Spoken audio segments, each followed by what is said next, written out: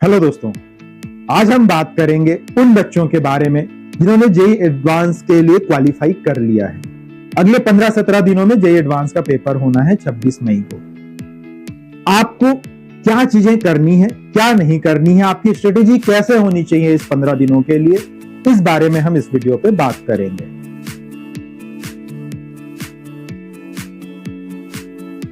दोस्तों, जैसे जैसे कंपटीशन बढ़ रहा है, बच्चों की धड़कनें भी बढ़ रही हैं। हालांकि आजकल बच्चे पहले से ज्यादा अच्छा परफॉर्म कर रहे हैं, लेकिन फिर भी उनको किस स्ट्रेटेजी के थ्रू अपना वर्क करना चाहिए, अगले 15-17 दिनों में जब जेईई एडवांस का पेपर होना है तो क्या पॉइंट उनके दिमाग में होने चाहिए, किस तरीके से अपनी प्रिपरेशन को धार देनी चाहिए इस 15-17 दिनों में, इस बारे में मैं आपको बताने वाला हूं। ये पॉइंट किसी भी कॉम्पिटिटिव एग्जाम्स के 15-20 दिन पहले यूजफुल हो सकते हैं। द डी डे जब बच्चे ये टेस्ट देंगे, किस तरीके से परफॉर्म करेंगे, उनकी छोटी छोटी बारीक बारीक बातें भी उनके परफॉर्मेंस को एक एक्सट्रीम लेवल तक पहुंचा सकती है, जहां से वो अपने मनपसंद आईआईटी में जाके पढ़ाई कर सकते हैं। और अगर इस 15-17 दिनों में आपकी स्ट्रेटेजी थोड़ी सी भी फेल हो गई, या आपने कुछ ऐसे पॉइंट्स डिस्कस कर लिए, या आपने वो प्रॉपर चीजें नहीं करी जो डिमांड है ये 15-17 दिनों की, तो हो सकता है कि आपका सपना अपने मनपसंद आईआईटी में मनपसंद स्ट्रीम के साथ पढ़ने से टूट रह जाए। बहुत इंपॉर्टेंट बात है, जब मैं अभी आपसे बात कर रहा हूं तो एक बहुत इंपॉर्टेंट है आपकी अंडरस्टैंडिंग ऑफ सिलेबस। आप सोच रहे होंगे कि इस टाइम पे सर ये क्यों बोल रहे हैं कि अंडरस्टैंडिंग ऑफ सिलेबस। मैं इसलिए बताना चाहता हूं कि डेफिनेटली आप लोगों को पता है कि आईआईटी जेईई या जेईई एडवांस का सिलेबस क्या है। आपको अपने उस सिलेबस पे स्ट्रिक्ट रहना है। उस सिलेबस के बाहर की कोई भी चीज आपको इस मोमेंट पे नहीं पढ़नी है, नहीं देखनी है। अगर आपने अपने सिलेबस को समझ लिया है, उस पे स्ट्रिक्ट है, तो डेफिनेटली आपने 20% जंग तो जीत ली है। ये वो टाइम है जब आपको नई चीजें बिल्कुल भी नहीं देखनी है। आपने ऑलरेडी 1 साल, 2 साल, 3 महीने या 4 साल इस चीजों की तैयारी करी है। सिलेबस आपके लिए बिल्कुल क्लियर है, तो आप स्ट्रिक्ट रहिए। जिस टॉपिक्स की आपने तैयारी कर ली है, जिस चैप्टर्स को पढ़ लिया है, उसको ही दोबारा से पढ़ना है। आपका जो सिलेबस है, उसके जो टॉपिक है, उसको आप छोटे छोटे भागों में, पार्ट में डिवाइड करके उसकी तैयारी कर सकते हैं। प्लस आपका जो पेपर है, 3 सब्जेक्ट के पेपर होते हैं, तीनों सब्जेक्ट के पेपर को आपको प्रॉपर टाइम देना है।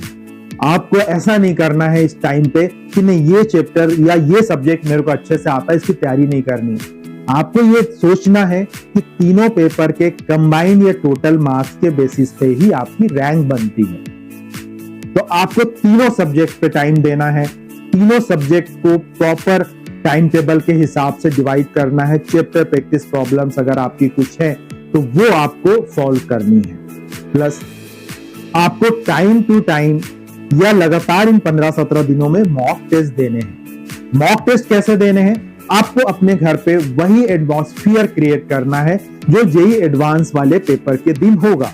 आपको उतना ही टाइम डिवोट करना है जितना जेईई एडवांस के पेपर में आपको मिलेगा। इससे क्या फायदा होगा? आप मेंटली प्रिपेयर रहेंगे कि मुझे 3 घंटे में ये फिजिक्स, केमिस्ट्री, मैथमेटिक्स के इतने क्वेश्चन सॉल्व करने हैं। आपकी प्रैक्टिस हो जाएगी बहुत अच्छे से। टेस्ट पेपर जो आपके मॉक टेस्ट के अलावा आपके कुछ प्रैक्टिस पेपर होंगे, वो आपको सॉल्व करने हैं। एक बहुत इंपॉर्टेंट चीज है, इस टाइम पे अपने टीचर से आप कनेक्ट में रहिए। चाहे स्कूल के टीचर हैं, आप कहीं और पढ़ रहे हैं, वहां की फैकल्टी मेंबर हैं, उनके साथ टच में रहिए। जो मॉक टेस्ट आपने दिया है उसका सेल्फ एनालिसिस करिए, और उसके बाद उस पेपर को अपने टीचर या फैकल्टी से भी डिस्कस करिए। इससे आपको 2-3 फायदे होंगे। आपको अपनी वीकनेस और स्ट्रेंथ पता चलेगी। अगर आपके कुछ डाउट्स हैं वो क्लियर होंगे। किसी पर्टिकुलर टॉपिक पे, किसी पर्टिकुलर सब्जेक्ट के किसी पॉइंट पे आप अटक रहे हैं तो वो आपका क्लियर हो जाएगा। इस टाइम पे दोस्तों, मैं आपको ये बिल्कुल भी एडवाइस नहीं करूंगा कि कोई नया चीज आप सीखें, कुछ नया चैप्टर आप उठाएं, कुछ नई टॉपिक्स आप तैयार करने की कोशिश करें। इस टाइम पे आपको फंडामेंटल्स पे भी बहुत ज्यादा ध्यान नहीं देना है। ऑलरेडी आपने तैयारी करी है, आपके फंडामेंटल्स क्लियर हैं। किसी पर्टिकुलर टॉपिक का अगर आप फंडामेंटल्स देखने की कोशिश करेंगे तो कंफ्यूजन ही होगा। तो मेरा एक सीरियस एडवाइस है कि फंडामेंटल्स पे इस टाइम पे जब टेस्ट के लिए 15-17 दिन बचे हैं, बिल्कुल ध्यान मत दीजिए। एक और बहुत इंपॉर्टेंट चीज, आपने इतने टाइम से इसकी तैयारी करी है तो आपने हैंड रिटन नोट्स जरूर बनाए होंगे। अपने उन हैंड रिटन नोट्स को दोबारा देखिए, उसको पढ़िए, उससे तैयारी करिए। इससे फायदा ये होता है, हैंड रिटन नोट्स के साथ अगर आप अपने हैंड रिटन नोट्स के साथ पढ़ रहे हैं तो आपके दिमाग में वो कॉन्सेप्ट ज्यादा क्लियर होता है और ज्यादा अच्छे से बैठ जाता है। अगर बी डे के दिन, एक्चुअल पेपर के दिन आपको कोई प्रॉब्लम होती है किसी पर्टिकुलर कॉन्सेप्ट को समझने में, तो आप इजीली रिकॉल कर सकते हैं कि मैंने अपने नोट्स पे ये लिखा था। आपका दिमाग उसको इजीली रिकॉल कर सकता है। एक और बहुत इंपॉर्टेंट चीज, ये वो टाइम है जब आपको भरपूर नींद लेनी है। टेंशन बिल्कुल नहीं लेना है, कॉन्फिडेंट रहना है, प्रॉपर आपको मेडिटेशन करना है, चिंता किसी बात की नहीं करनी है। आपने बहुत मेहनत से तैयारी करी है और सक्सेसफुल डेफिनेटली आप होंगे। आपको मन में ये विश्वास रखना है कि you will become a successful, और आपको अपने मनपसंद आईटी में मनपसंद स्ट्रीम मिलते ही रहेगी। ये मन में विश्वास होना बहुत जरूरी है। निगेटिव थॉट्स बिल्कुल नहीं लाने हैं। एक्चुअल 26 तारीख को क्या पेपर होगा, कैसे पेपर होगा, इस पर बिल्कुल डिस्कस नहीं करना है। अभी सिर्फ अपना ध्यान आपको मॉक टेस्ट पे देना है, प्रैक्टिस पेपर पे देना है, भरपूर नींद लेनी है। अगर आपको थोड़ा सा एंजाइटी होती है, चिंता होती है, आप मेडिटेशन भी कर सकते हैं। इन सब चीजों के अलावा दोस्तों, आपको एक स्वस्थ आहार लेना है, अच्छा भोजन करना है जिसमें फ्रूट्स भी होने चाहिए, और एक साफ सुथरा खाना खाना है जो आपके माइंड को रिफ्रेश करेगा।